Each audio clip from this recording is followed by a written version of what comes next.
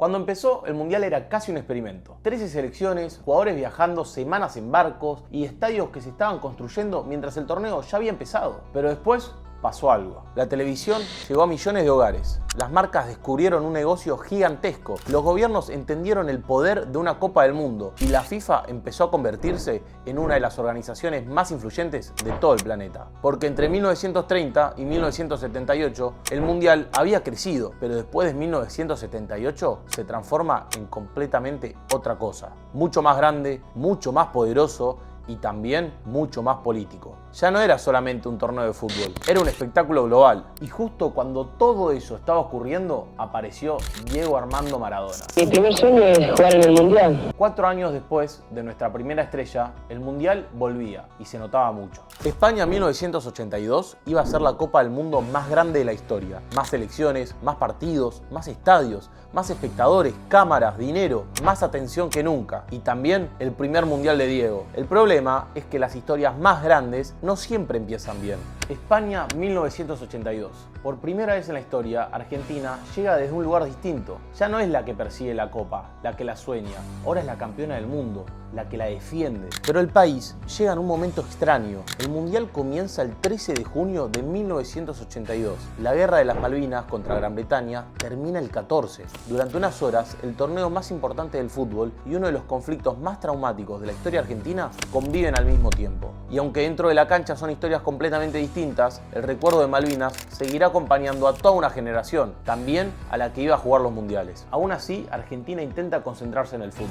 César Luis Menotti sigue adelante en el proyecto y ahora hay un nombre que atrae todas las miradas, el de Diego Armando Maradona. Ya no es la promesa que miró la final del 78 desde afuera, ahora es una realidad. Tiene 21 años, acaba de ser transferido al Barcelona en una cifra récord para la época y muchos ya creen que están viendo a uno de los grandes jugadores de la historia. El problema es que defender un título suele ser mucho más difícil que ganarlo, y Argentina eso lo entiende muy rápido. El debut es contra Bélgica. La expectativa es enorme. La ceremonia inaugural, el campeón del mundo, Maradona, todo parece preparado para una fiesta. Pero Bélgica gana 1-0 y de golpe aparece una sensación que nadie esperaba, la duda. Argentina logra recuperarse, le gana a Hungría, le gana a El Salvador y avanza de ronda. Pero el Mundial le tenía preparado otra prueba. La segunda fase la cruza con dos selecciones extraordinarias, Brasil e Italia.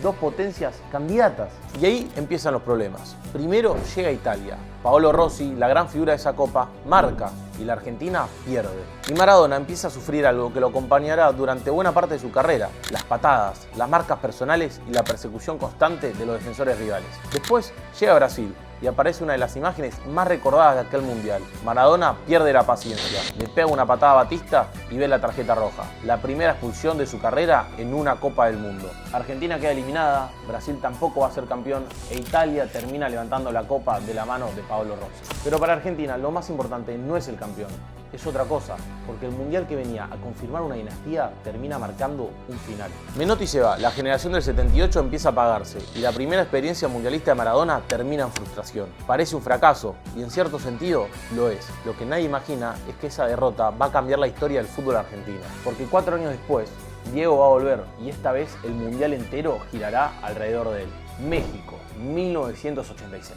Y por primera vez, la promesa se cumple, porque si España en 1982 había sido el Mundial de la Frustración, México en 1986 iba a ser el Mundial de Diego. Carlos Bilardo ahora está al frente de la selección, un obsesivo de los detalles, convencido de que los mundiales no se ganan solamente con talento. Yo te aseguro a vos, y vengo acá después del campeonato mundial. Yo no soy perdedor, soy ganador. Pero Argentina no llega rodeado de optimismo. Bilardo es muy cuestionado. Muchos creen que el equipo juega mal y que el ciclo está terminado antes de empezar. El clima es tan pesado que, antes de viajar a México, Bilardo deja una frase que se volvería famosa. Muchachos, en la valija pongan 2 cosas, un traje y una sábana. El traje es por si salimos campeones. La sábana es por si quedamos afuera en primera ronda y nos tenemos que ir a vivir a Arabia Saudita. Y alrededor de Maradona construye un equipo pensado para una sola cosa: ganar. No juega al fútbol más vistoso, no está rodeado de las mejores figuras, pero tiene un equipo muy sólido y esa es la base para la Argentina campeona del 86. Y sí tiene algo que pocas selecciones tienen, un líder, y ese líder está jugando el mejor fútbol de toda su vida. En Nápoles ya es un ídolo absoluto, el futbolista que cambió la historia entera de un club, y en México empieza a demostrar que también puede cambiar la historia de un mundial. Argentina avanza, Pasan Corea del Sur, Italia, Bulgaria y después Uruguay. Partido tras partido empieza a crecer una sensación, la de que algo extraordinario está por pasar. Hasta que llega el día, 22 de junio de 1986, Ciudad de México, Estadio Azteca, Argentina contra Inglaterra. Sobre el papel es un partido de cuartos de final, pero nadie lo vive así, porque apenas 4 años antes, Argentina y Gran Bretaña habían estado en guerra por las Islas Malvinas, y aunque una guerra y un partido de fútbol son cosas completamente distintas, sería imposible ignorar lo que significaba aquel cruce para millones de personas. Las heridas estaban abiertas, los recuerdos eran recientes, y la tensión se sentía en todos lados. Del otro lado estaba Inglaterra, el mismo país que había eliminado a Argentina en 1966, el de Ratín, el de los Animals, el del gol fantasma de Wembley, y 20 años de historias acumuladas parecían desembocar en una misma tarde. Y entonces empieza el partido. Durante buena parte del primer tiempo pasa algo inesperado.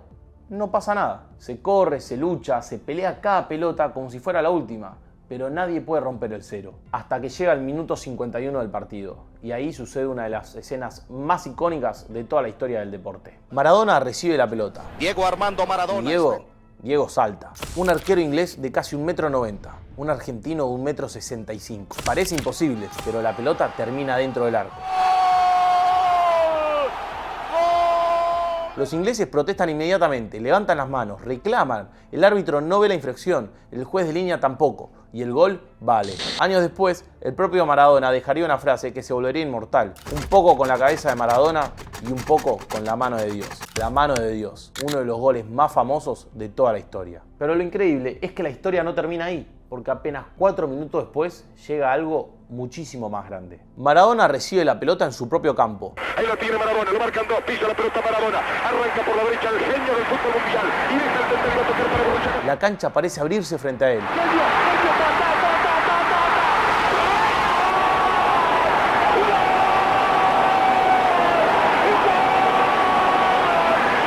Barrilete cósmico, y el relato queda para siempre unido a la jugada.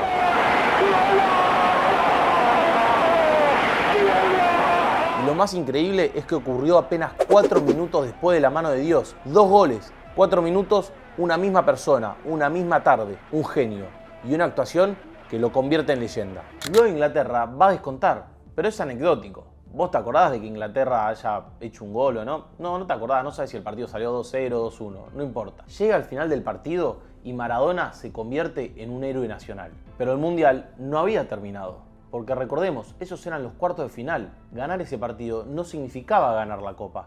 Todavía quedaban 2 pasos más. La semifinal enfrenta a Argentina contra Bélgica. Y otra vez aparece Maradona. ¿Y hasta cuándo Maradona?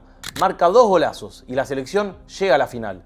A esta altura ya no quedan demasiadas dudas. Algo extraordinario está ocurriendo. Porque los grandes mundiales suelen tener grandes equipos. Pero México 86 empieza a oler a otra cosa. Empieza a aparecer el mundial de un solo jugador. Y ahora sí, llega a la final. 29 de junio de 1986. Otra vez el Estadio Azteca. Más de 100.000 personas mirando. Del otro lado aparece Alemania Federal, finalista del mundial anterior y una selección que está acostumbrada a jugar este tipo de partidos. Y durante buena parte de la tarde parece que Argentina tiene todo bajo control. José Luis Brown marca el primero, Jorge Valdano convierte el segundo. Argentina gana 2-0. La Copa parece cada vez más cerca, pero los mundiales nunca son tan simples. Alemania reacciona, descuenta, empata 2-2. Y de golpe todo vuelve a empezar. Faltan pocos minutos, el cansancio pesa, la tensión también. Y entonces aparece Diego. Y de vuelta, ¿hasta cuándo Diego? No con un gol, no con una gambeta, con un pase. Uno de esos pases que parecen ver cosas que los demás todavía no vieron. La pelota llega a Jorge Burruchaga. Burru corre y define cruzado. Gol. Argentina 3, Alemania 2. Ahora sí, final del partido y final del mundial. Y el final de una de las actuaciones más importantes históricas que haya visto el mundo del fútbol. Diego Armando Maradona levanta la copa en el Estadio Azteca.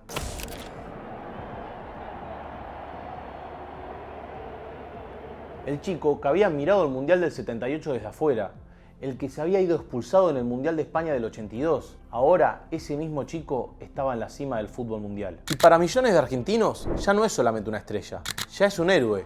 En ese momento nadie lo sabía, Pero México 86 no sería solamente el mundial más importante de la carrera de Maradona, también sería el comienzo de una relación cada vez más compleja entre Diego, la selección y la propia Argentina. Y ahora sí, llega Italia 1990, quizás uno de los mundiales más recordados por todo el mundo del fútbol. Un fútbol que había cambiado para siempre. Las televisiones llegaban a todos lados, las audiencias crecían, los contratos también.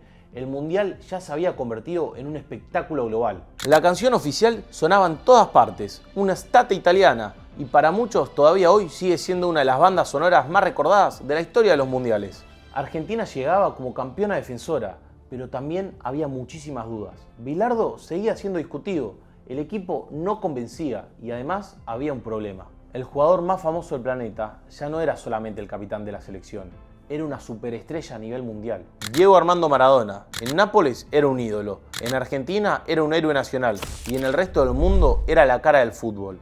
La presión era enorme, porque después de México 86 ya no se esperaba que Argentina compitiera, se esperaba que volviera a ganar. El debut es contra Camerún y pasa algo que nadie esperaba. Argentina pierde 1-0. La campeona del mundo arranca el torneo con una derrota, la primera de un campeón defensor en un partido inaugural.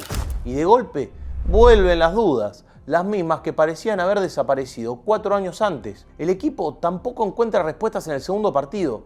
Empata con Rumania y llega a la última fecha al borde de la eliminación. Recién contra la Unión Soviética aparece un poco de alivio. Argentina gana y clasifica, pero lo hace lejos de la imagen dominante que había mostrado en México. La selección avanza, pero ya nadie la tiene entre las favoritas. Y llega a Brasil, octavos de final, el clásico sudamericano. Un partido que durante más de una hora parece tener solo un protagonista, la verde amarela. Ataca, presiona, pega tiros en los palos, genera situaciones una y otra vez. Argentina apenas resiste. El primer tiempo termina 0-0 de milagro. En el vestuario hay silencio. Y cuando los jugadores están por volver a la cancha, Bilardo rompe ese silencio con una frase que queda para siempre. Me di vuelta y voy, me olvidé una cosa. Digo, no se la pasen a lo de amarillo porque perdemos, ¿eh? En el segundo tiempo aparece Maradona, cansado, golpeado, marcados por todos lados. Pero Maradona al fin. Y a pocos minutos del final arranca una corrida de esas que solo el Diego podía hacer. Deja rivales en el camino y mete un pase perfecto para Claudio el Pájaro Canigia. Canigia alude al arquero y mete el gol. Argentina 1, Brasil 0. Una de las victorias más improbables de su historia en los mundiales y también una de las más recordadas. Porque a partir de ese momento, Argentina ya no parece una candidata, parece una sobreviviente y cuanto más sobrevive, más peligrosa se vuelve. El siguiente rival es Yugoslavia. Otro partido cerrado y sufrido. El empate aguanta hasta el final y por primera vez en el torneo, Argentina llega a los penales. Ahí aparece un nombre que estaba a punto de entrar para siempre en la historia de los mundiales argentinos. Sergio Goicoechea, el arquero que ni siquiera había empezado el torneo como titular. Goico ataja, Argentina gana y avanza a semifinales. Del otro lado, espera Italia, la selección local y la gran favorita. Y para el colmo de los morbosos, el partido se juega en Nápoles, la ciudad de Diego, la ciudad donde Maradona se había convertido en un dios. Durante los días previos al partido, el Diego le recuerda a los napolitanos algo que muchos no quieren escuchar, que para gran parte del norte de Italia, los de Nápoles nunca habían sido tratados como iguales. Las declaraciones habían generado un terremoto y cuando llega el partido aparece una imagen que va a quedar para siempre grabada en la historia. Mientras suena el himno argentino, gran parte del estadio silba. Las cámaras enfocan a Maradona y Diego responde insultando directamente a la tribuna. Italia se pone en ventaja, pero Argentina resiste. Otra vez aparece Canigia, empata y todo se decide desde los 12 pasos. Y como todo se decide desde los 12 pasos, tenía que aparecer él. Sí, vuelve Goicoechea, otra vez ataja, otra vez Argentina sobrevive. Contra todos los pronósticos está en otra final del mundo. Y del otro lado vuelve a aparecer Alemania Federal, el mismo rival de la final del 86. Pero esta vez el contexto es muy distinto. La Argentina llega golpeada, con lesionados y con suspendidos, y con un desgaste físico y emocional enorme. Pero aún así, la Argentina resiste, como había resistido durante todo el torneo, hasta que, a pocos minutos del final, llega la jugada que todavía genera discusiones. El árbitro mexicano Edgardo Codesal cobra penal para Alemania. Los argentinos protestan, pero aún así la decisión no cambia. Andreas Brehme convierte, Alemania gana 1-0 y se queda con la Copa del Mundo. Las imágenes finales recorren el planeta. Maradona llorando, la bronca argentina, la sensación de haber estado muy cerca otra vez. Esta vez no hay festejos, no hay vuelta olímpica. Pero tampoco hay fracaso, porque contra casi todos los pronósticos, Argentina había llegado otra vez a la final del mundo. Y aunque el trofeo queda en manos alemanas, algo queda claro: ya no puede contarse la historia de la Argentina en los mundiales sin nombrar a Diego Maradona. 4 años después llega a Estados Unidos 1994, y no es un mundial cualquiera, es el último mundial de João Havelange, el dirigente brasileño que durante más de 2 décadas transformó a la FIFA y expandió el negocio del fútbol a una escala nunca vista. La elección de la sede lo demuestra: por primera vez la Copa llega a Estados Unidos, la principal potencia económica del planeta, un país donde el fútbol todavía estaba lejos de competir con el béisbol, el básquet o el fútbol americano. La apuesta era enorme, y también lo era la expectativa alrededor de la Argentina. Porque después de años turbulentos marcados por escándalos, lesiones, suspensiones y problemas fuera de la cancha, Diego volvía a la selección. Ya no tenía 25 años, ya no era el chico que había conquistado México, pero para este mundial se había preparado como pocas veces en su carrera. Había bajado de peso, había recuperado ritmo y volvía a sentirse futbolista. Argentina también llegaba con ilusión. Alfio el Coco Basile estaba al frente de la selección y el equipo venía de ganar no una, sino 2 Copa América consecutivas. Había talento, había experiencia y había una sensación que crecía partido a partido, la de que Maradona todavía tenía una última historia para contar. El debut es contra Grecia y durante 90 minutos parece que el tiempo retrocede. Argentina juega muy bien, gana 4-0, Batistuta convierte 3 goles y Maradona marca uno de los goles más recordados de su carrera. Donde después llega el festejo, Diego corre hacia una cámara y grita directamente al lente con los ojos desorbitados. La imagen recorre el mundo, parece feliz, liberado, como si todavía tuviera algo para demostrar. Y unos días después llega Nigeria, otro rival difícil. Argentina empieza perdiendo, pero reacciona. Canigia marca 2 goles, Argentina vuelve a ganar y queda muy cerca de la clasificación. Todo parece salir bien, demasiado bien. Pero cuando termina el partido pasa algo que nadie imagina. Una enfermera agarra a Maradona al brazo y se lo lleva al control antidopaje. La imagen también recorre el mundo, pero esta vez por razones muy distintas. Pocos días después llega la noticia: el doping de Maradona da positivo y queda expulsado automáticamente del mundial. El golpe es devastador para Diego, para la selección y para millones de argentinos. Ocurre además en el último mundial de João Havelange al frente de la FIFA. Una coincidencia que para muchos nunca fue solamente una coincidencia. Argentina sigue jugando, pero ya no vuelve a ser la misma. Pierde con Bulgaria, después cae ante Rumania en octavos de final y queda eliminada. El mundial sigue. Brasil termina levantando la copa. Pero para Argentina la historia ya había cambiado para siempre, porque Estados Unidos 1994 termina dejando una de las frases más famosas de toda la carrera de Maradona. Juro por mi hija que no me derrabe. Y me duele mucho porque me cortan las piernas. Y aunque el debate sobre lo que ocurrió sigue abierto para muchos hinchas hasta el día de hoy, una cosa estaba clara: la etapa más importante de Diego en los mundiales acababa de terminar. Muchos pensaron que jamás volverían a ver un futbolista capaz de hacer las cosas que hacía Maradona, que era una cosa completamente imposible. Pero mientras Estados Unidos despedía al Diego de los mundiales, un chico de 7 años miraba todo lo que sucedía desde Rosario. Igual, pará, todavía falta mucho para que el mundo aprendiera su nombre. Llega a Francia en 1998. Por primera vez en 16 años, la Argentina llega a un mundial sin Maradona. La incertidumbre era total. Entonces aparece una pregunta: ¿cómo sigue una historia después de Maradona? Porque durante más de una década Argentina había girado alrededor de una sola figura. Ahora tocaba empezar de nuevo. Daniel Passarella está al frente de la selección y el equipo tiene nombres de sobra: Batistuta, Verón, Ortega, Simeone, Zanetti, Crespo, una generación llena de talento. Mientras tanto, el mundial sigue creciendo. Francia organiza una copa histórica. Por primera vez participan 32 selecciones. Más países, más partidos, más audiencia, más negocio. Y también una nueva generación de superestrellas: Ronaldo, Zidane, Bergkamp, Beckham. El fútbol entraba en una nueva era. Argentina arranca bien. Le gana a Japón, le gana a Jamaica, le gana a Croacia. 3 partidos, 3 victorias. Y por momentos parece una de las candidatas a llevarse el mundial. En octavos de final aparece Inglaterra, otra vez Inglaterra, y otra vez en un cruce que parece tener historia acumulada. El partido tiene de todo: goles, polémicas, tensión. Michael Owen marca uno de los goles más recordados de aquel mundial, pero Argentina responde y también deja una jugada para la historia: un tiro libre preparado que termina con Javier Zanetti empujando la pelota a la red. Pero después llega otro momento clave: David Beckham ve la roja. Inglaterra queda con 10, pero nadie logra sacar ventaja. Y otra vez aparece una vieja conocida de los mundiales argentinos, los penales. Argentina gana y avanza a cuartos de final. Del otro lado espera Holanda, una de las grandes potencias del torneo. El partido es parejo, cerrado, tenso, tanto es así que a Ariel, el burrito Ortega, se le zafa la cadena. Le da un cabezazo al arquero Edwin van der Sar y ve la tarjeta roja. Argentina se queda con 10. Y cuando todo parece encaminado al tiempo suplementario,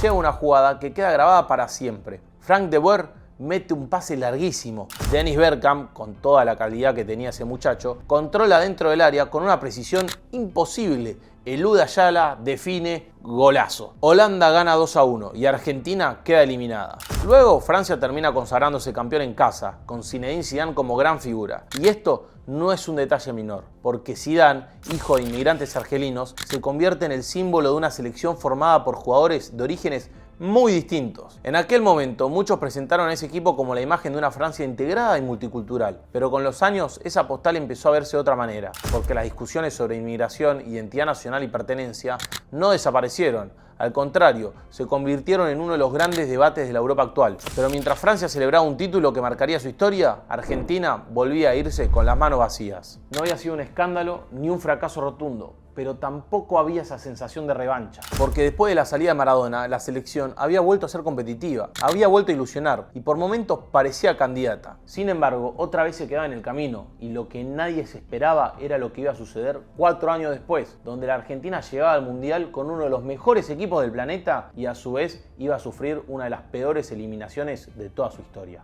Llega el Mundial de Corea-Japón 2002, donde por primera vez el Mundial se hace en Asia y donde también por primera vez 2 países son los organizadores. Era una señal de que algo estaba cambiando. La FIFA llevaba la Copa a un mercado gigantesco donde el fútbol todavía tenía mucho espacio para crecer. Después de Estados Unidos 94 quedaba cada vez más claro que el Mundial ya no miraba solamente la tradición futbolera, también miraba audiencias, patrocinadores y nuevos negocios. Pero en la Argentina casi nadie hablaba de la sede, porque la gente tenía los ojos puestos en otra cosa, en la selección, en el equipo. Marcelo Bielsa llega al Mundial después de una de las mejores eliminatorias que se recuerden. Argentina termina primera, gana en todas partes, tiene figuras por todos lados. Para muchos es el mejor equipo del mundo y uno de los grandes candidatos al título. El problema aparece en el sorteo. La Argentina cae en el famoso grupo de la muerte. Inglaterra, Suecia y Nigeria. 3 rivales durísimos. El debut es contra Nigeria. La Argentina gana 1-0 y todo parece encaminado. Pero después llega Inglaterra y otra vez una historia cargada de recuerdos. David Beckham, quien había sido expulsado en el encuentro del 98, convierte de penal. Inglaterra gana 1-0 y Argentina queda obligada a jugarse de todo en la última fecha. Del otro lado espera Suecia. Argentina busca, empuja, intenta hasta el final, pero no alcanza. Empata 1-1 y así queda eliminada en primera ronda. El Mundial sigue. Brasil, el Brasil de Ronaldo, Rivaldo, Ronaldinho y Cafú, termina levantando su 5ª Copa del Mundo. Un récord impresionante. Pero en la Argentina nadie habla del campeón. Se habla de la selección que parecía capaz de comerse a todos crudos y había terminado en un fracaso rotundo. Fue uno de los golpes más duros de la historia de la selección y durante un tiempo la sensación es que Argentina había desperdiciado una oportunidad irrepetible, pero el fútbol no espera. 4 años después llegaría otro mundial, otra generación, otros nombres y uno en particular que estaba llamando mucho la atención desde Europa. Un zurdo bajito, nacido en Rosario, formado en Newell's, que jugaba en el Barcelona y que ya no era el chico de 7 años que había visto el Mundial de los Estados Unidos por televisión. Hoy ese chico quería ser protagonista, hoy ese chico quería comerse el mundo. Y sí, ese chico era Lionel Andrés Messi.